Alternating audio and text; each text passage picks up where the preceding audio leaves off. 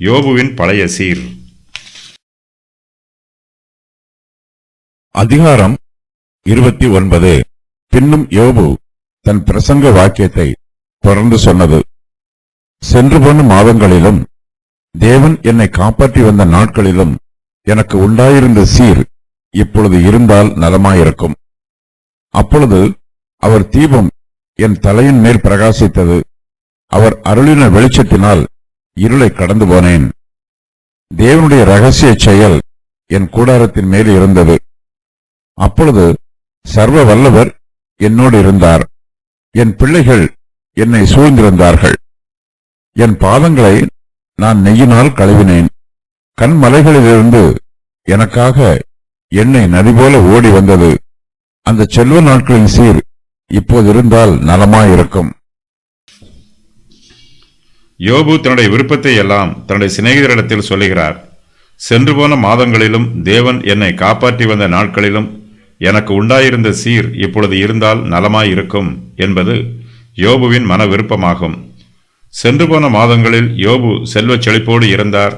அவர் ஐஸ்வர்யவானாய் இருந்தார். யோபு அதிகாரமுள்ளவராயும் இருந்தார். யோபுனுடைய புலம்பலின் 2 காலங்கள், சென்று போன காலம், இப்போதுள்ள காலம். சென்று போன காலத்தை பற்றி யோபுவின் புலம்பல். கடந்த கால ஐஸ்வர்யம், கடந்த கால ஆசீர்வாதம், கடந்த கால சுபாவம், கடந்த கால பாதுகாப்பு, கடந்த கால மேன்மை. இப்போதுள்ள காலத்தை பற்றி யோபுவின் புலம்பல். குற்றம் சுமத்துகிறவர்களின் சுபாவம், குற்றம் சுமத்துகிறவர்களின் நடத்தை, இப்போதுள்ள பாடுகள், தேவனுக்கு எதிரான குற்றச்சாட்டு, இப்போதுள்ள வேதனைகள். கடந்த ஐஸ்வர்யம். சென்று போன மாதங்களிலும் எனக்கு உண்டாயிருந்த சீர் இப்பொழுது இருந்தால் நலமாயிருக்கும். தேவன் என்னை காப்பாற்றி வந்த நாட்களிலும் எனக்கு உண்டாயிருந்த சீர் இப்பொழுது இருந்தால் நலமாயிருக்கும். அப்பொழுது அவர் தீபம் என் தலையின் மேல் பிரகாசித்தது. அவர் அருளின வெளிச்சத்தினால் இருளை கடந்து போனேன். அப்பொழுது நான் என் வாலிப நாட்களில் இருந்தேன். தேவனுடைய இரகசிய செயல் என் கூடாரத்தின் மேல் இருந்தது. அப்பொழுது சர்வ வல்லவர் என்னோடு இருந்தார். என் பிள்ளைகள் என்னை சூழ்ந்திருந்தார்கள்.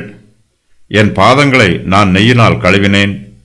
கண்மலைகளிலிருந்து எனக்காக எண்ணெய் நதி போல ஓடி வந்தது. யோபுவின் சுய வழக்கம். கடந்த கால ஆசீர்வாதம், நிகழ்கால பாடுகள், சுயநீதி. சென்று போன மாதங்களில் தனக்கு இருந்த செல்வச் செழிப்பு இப்போது தனக்கு இருந்தால் தன்னுடைய சிநேகிதர்கள் தன்னை குற்றப்படுத்த மாட்டார்கள் என்று யோபு நினைக்கிறார். யோபு இப்போது ஐஸ்வர்யவானாக இருந்தால் அவருடைய சிநேகிதர்கள் அவரோடு விவாதம் பண்ணாமல் அமைதியாய் இருப்பார்கள். யோபுவை துன்மார்க்கர் என்றும் மாய்மாலக்காரர் என்றும் குற்றம் சொல்ல மாட்டார்கள். யோபு செழிப்போடு இருந்த காலத்தில் அவர் தேவனுடைய சமூகத்தில் சந்தோஷமாய் இருந்தார். தேவனுடைய தீபம் யோபுவின் தலையின் மேல் பிரகாசித்தது. தேவன் அருளிய வெளிச்சத்தினால் யோபு இருளை கடந்து போனார். தேவனுடைய இரகசிய செயல் யோபுவின் கூடாரத்தின் மேல் இருந்தது.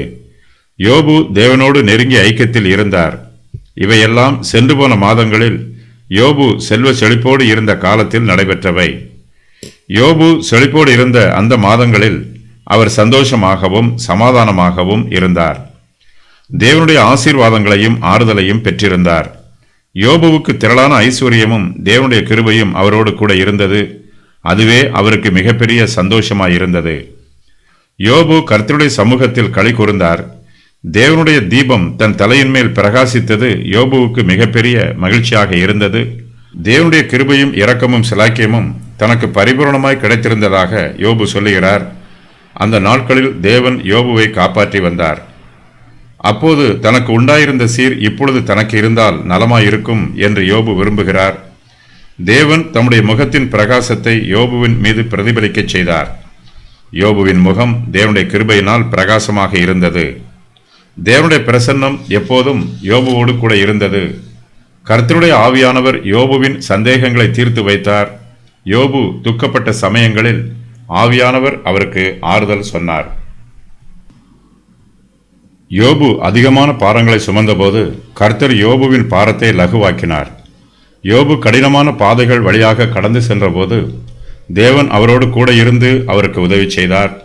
தேவனுடைய இரகசிய செயல் தன் கூடாரத்தின் மேல் இருந்தது என்று யோபு சாட்சியாக சொல்லுகிறார். தேவன் யோபுவோடு தாராளமாக பேசினார்.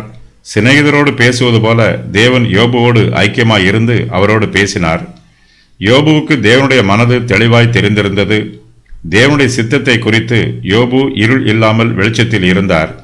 தேவன் அருளின வெளிச்சத்தினால் யோபு இருளை கடந்து போனார்.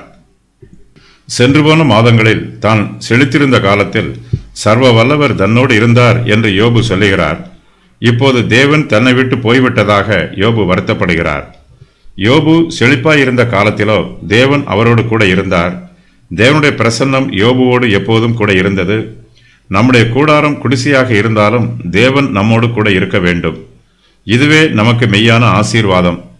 தேவனுடைய பிரசன்னம் நம்மோடு கூட இருக்கும்போது நம்முடைய குடிசை வீடும் மாளிகையைப் போல ஆசீர்வாதமாய் இருக்கும். யோபு செழித்திருந்த நாட்களில் அவருடைய பிள்ளைகள் அவரை சூழ்ந்திருந்தார்கள். யோபுவின் குடும்பத்தில் சந்தோஷமும் சமாதானமும் ஆறுதலும் நிரம்பி இருந்தது. குடும்பத்தில் உள்ள யாரும் ஒருவருக்கொருவர் வாக்குவாதம் பண்ணாமலும் சண்டை போட்டுக் கொள்ளாமலும் ஒற்றுமையாய் இருந்தார்கள். யோபுவின் குடும்பத்தில் ஆசீர்வாதமும் இருந்தது, ஆரோக்கியமும் இருந்தது. தன்னுடைய போஜனத்தை புசிப்பதற்கு யோபுவின் வாயும் வயிறும் நோயில்லாமல் ஆரோக்கியமாய் இருந்தது. அதே வேளையில் அவருடைய வாய்க்கும் வயிற்றுக்கும் தேவையான போஜனமும் அவருடைய குடும்பத்தில் இருந்தது. குடும்பத்தில் பசியோ பட்டினியோ வியாதியோ இல்லை. யோபு தன்னுடைய தற்போதைய நிலைமையை யோசித்து பார்க்கிறார். இப்போது அவருடைய குடும்பத்தில் அவருடைய பிள்ளைகள் யாரும் இல்லை. இவர்கள் எல்லோரும் ஒரே நாளில் செத்துப்போனார்கள். இப்போது யோபுவின் சரீரம் போஜனம் பண்ண முடியாமல் நோய்வாய்ப்பட்டிருக்கிறது. யோபு வறுமையில் இருக்கிறார். இதனால் அவருக்கு போஜனமும் கிடைக்கவில்லை.